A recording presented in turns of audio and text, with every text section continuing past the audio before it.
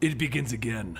Are you prepared? Hey guys, before we jump into the Injustice 2 comic series, I want to tell you about the Injustice 2 mobile app streaming event called Bring the Rain. My friends over at WB Games have sponsored me to tell you about this event, what's going to be happening, and then bringing you the highlights from the event because I have the most epic voiceover ever. But honestly, they let me test out this thing ahead of time, and I probably would have done this for free anyway, but please don't tell them that. So to kick this whole thing off, what you need to do is click the link down below to go to the Bring the Rain hub page where you'll find all of your favorite streamers who are participating in this event. This includes Ja Roar, Bruce Lee Rob, Caboose XL, Koopa Troopa, Run JD Run, Nathanius, Ajax, CDN III, and Pocket. They'll be picking their favorite heroes and villains and then taking them through the story and challenge ladders, giving you tips and tricks for their favorite heroes and villains. I, for one, am kind of interested to see which ones they pick. I already have my favorites when I got to test out the game, so I'm wondering if they're going to pick any of the same ones. Anyway, once that's complete, I'll then be hosting 2 videos on this channel, giving you the highlights from the event and some of my favorite moves that they got to perform that I haven't seen yet. This event starts on May 9th and goes until May 19th, and you can find more about it at the Bring the Rain hub page with the link down below. But if you pre-register on the game before it goes live on May 11th, you'll get Catwoman for free. So I'm going to give you guys that link also down below, so you can go check out the Bring the Rain event and you can go pre-register for the game. Anyway, let's get on with the show. Superman sits in his cell. It didn't have to be this way. This war, all of the pain, all the lives lost. I think it could have been different if you had just been a friend. Batman stands outside of the cell looking in. I'm not to blame for the blood on your hands, Clark. Superman stands up, hitting the cell. Oh, you sanctimonious ass. I'm supposed to be the alien and you're the one incapable of human response. He sits back down with blood on his knuckles as he's currently depowered. What we could have achieved together, Bruce, but you turned your back on me. Well, you won. The world is yours. I don't want the world, Clark. I want to repair what you tore apart. A world in Batman's vision? That's a truly terrifying thought, and no one is left to tell you the truth. Superman looks back in his cell as he continues. Alfred is gone. All of your Robins gone. Dick, Tim, Jason, Damian. You failed them all. Batman is hurt enough as he turns and walks out. Goodbye, Clark. That's it. Turn your back on me. In the end, you'll seek the ultimate control like you always do, because you're just a scared child trying to stop 2 bullets. He walks out to Harley Quinn sitting there. Ouch. That line about a scared child trying to stop 2 bullets? Cold. And then she offers him a cupcake. I actually had 2 cupcakes. You'll never guess what happened to the other one. You ate one. Truly, you are the world's greatest detective. They walk outside as Bruce admits to Harley that he has his shortcomings. He knows that he'll need help in rebuilding this world. Then as Harley gets on her motorcycle, he looks at her. Harley. It's okay, Bats. I know what you're gonna ask. You've lost so many people close to you. I've been thinking about it for a while, but I won't change my outfit or let me call you your sidekick. Let me make a call and I'll decide if you can call me Robin. She heads over to the Arrow Cave, well, the Quiver. She renamed the former home of Oliver Queen. And then she makes a phone call to the caretaker of her child, the one that she had long ago and sent away. It's her daughter's birthday, and she just wanted to say hi. And that's when the wall explodes next to her. In walks Amanda Waller. Quinzel, I'm Director Waller. Your crimes against... She begins rubbing her ears. What? I said. Yeah, no, it's no good. That was a really big explosion unless your actual voice is a high-pitched whine. Waller turns to leave. Take her, Flag. Harley holds up her hands. Whoa, whoa, whoa, whoa! And she steps backwards and then takes another step before hopping on her motorcycle. She races off, calling for Batman to help, but a shot is fired, hitting her and dropping her off of her bike. She crashes into the wall and Deadshot reports that he got her. She wakes up and she finds herself strapped to a medical table complaining that her head hurts, and Flag explains that they've attached an explosive to her neck. Waller then continues. Batman may have forgiven you for your crimes, but the government hasn't. Welcome to the Suicide Squad. Elsewhere, in another time and place, another dimension, a young boy tells a man in a funny helmet not to move. In front of him is Dr. Fate. Connor Lance-Queen, you were a baby when I brought you here. I need to speak with your parents. And then thunk! A sucker arrow hits his helmet. He lowers his arms and he looks at the ground. Right. He walks into the cabin in the woods and he simply asks Dinah and Oliver to ask their son to please stop shooting him in the head. And Oliver looks at the back of the helmet to see them all together.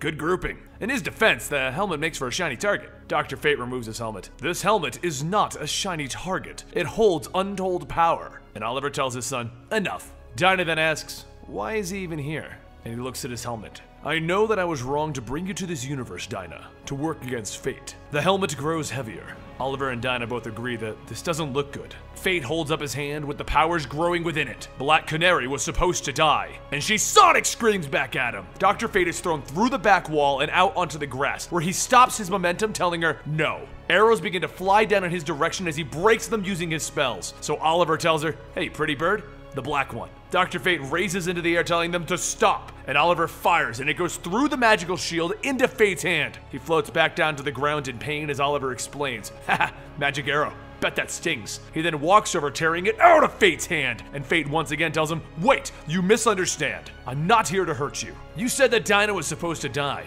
Yes, she was. But then I fought against Fate itself to save her. I'm here with an offer. It's over, Dinah Lance. It's safe to return to your world. Superman is defeated. The Batman won, and now he wants to rebuild. He needs your help. Both of you. He needs heroes." Back over with Harley Quinn, she's laughing her butt off as she begins to free herself. Are you stupid? I'm friends with Bats now. The guy wants to call me as Robin. You just crossed the world's greatest detective, and you don't think that he's coming here right now? At that moment, the door to the room slides open with Batman standing there. But this Batman, he looks a little different. His eyes begin to glow red. "I've been monitoring you for some time, and what you've created will be the perfect tool for what we hope to achieve." Waller puts her hands to her hips. "What are you saying?" "I'm saying thank you, Amanda Waller." He then raises 2 guns and he smiles as he opens fire. With the government guards in the ground smoking from the bullets, Harley looks at him. "Who are you?" "I'm Batman, and all of you work for me now. You're my Suicide Squad." Batman walks over to the iPad that controls the bombs. "Though I'll admit, I won't be needing all of you. Some of you are useless." And as he says that, he looks at Calendar Man. "Oh, come on, man!" Croc sneaks up behind him and Batman presses something on his wrist. The red bat signal on his chest begins to glow and charge, and red lightning begins to flow around him as he quickly dodges the attack of Croc. He then drops an elbow into his nose. "What part of I'm Batman made you think that attacking me was a good idea, you moron? Consider yourself lucky that he thinks of you as unique and he wants you preserved, Killer Croc. If he didn't, you'd be joining the others." Batman then goes to press the button that sets off the bombs as Calendar Man shouts, "Stop! It's March 19th! So, it's my birthday."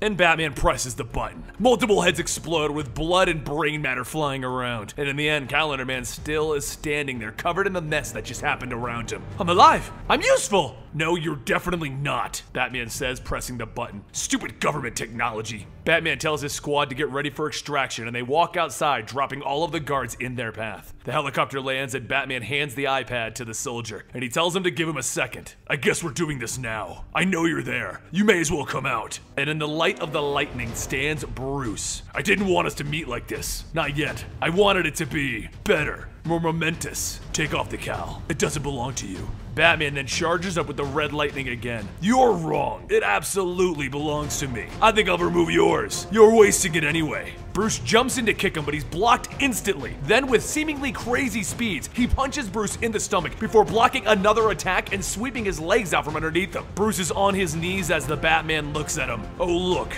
you're on your knees already. This is pathetic, Mr. Wayne." And he tears off Bruce's cowl and then he punches him across the face. Repeatedly, he hits Bruce insanely hard, telling him, "You're so disappointing." And then he drops the cowl at Bruce's feet. "I'm Batman now. Your reign is over." Bruce woke up the next day in bed with Barbara Gordon looking over him in her Batgirl outfit, and Lucius Fox walks in with a message from the deceased Lex Luthor. He explains that Bruce can't do this alone. He's going to need allies. He'll need heroes, and he'll need people with money. Lex Luthor wants Bruce to make a world that no longer needs Batman, and he wishes that he could help, but he's no longer here. But Bruce sits up, putting on his suit and his cowl. "I need to track down the one who did this." And Lucius tells him to stop. Before he throws his broken body back out there, there's someone else who wanted to talk to him. And that's when Dinah Lance walks into the room. It's good to see you."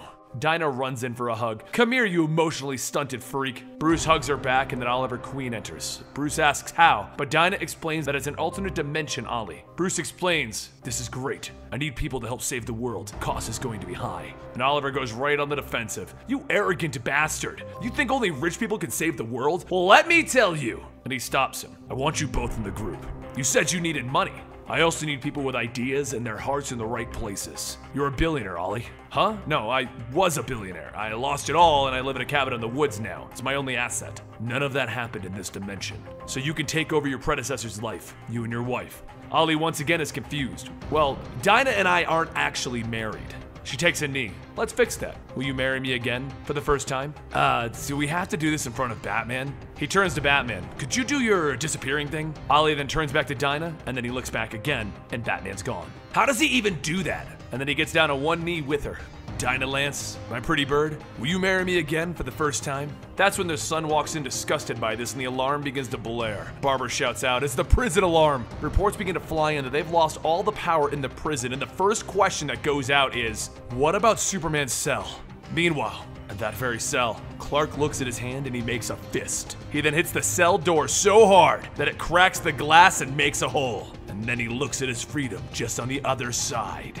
And that concludes the first 4 digital issues of Injustice 2. Now, last time we waited for each of the volumes to end, which was basically almost a 6-month period. Since you guys are not going to leave me alone about Injustice, I'm just gonna go ahead and do these probably every 4 or 5 issues when enough significant stuff has happened that we can give you a significant episode. So that's basically what we're going to be doing. So I already know you guys want this, but please give this video a like to show that you want Injustice 2. I know you do. And you can subscribe to this channel to keep up to date on all of your DC Rebirth, your Marvel Secret Empire, and your Injustice stuff. And you can follow me on Twitter and Instagram at Comicstorian. I'll see you guys next time right here.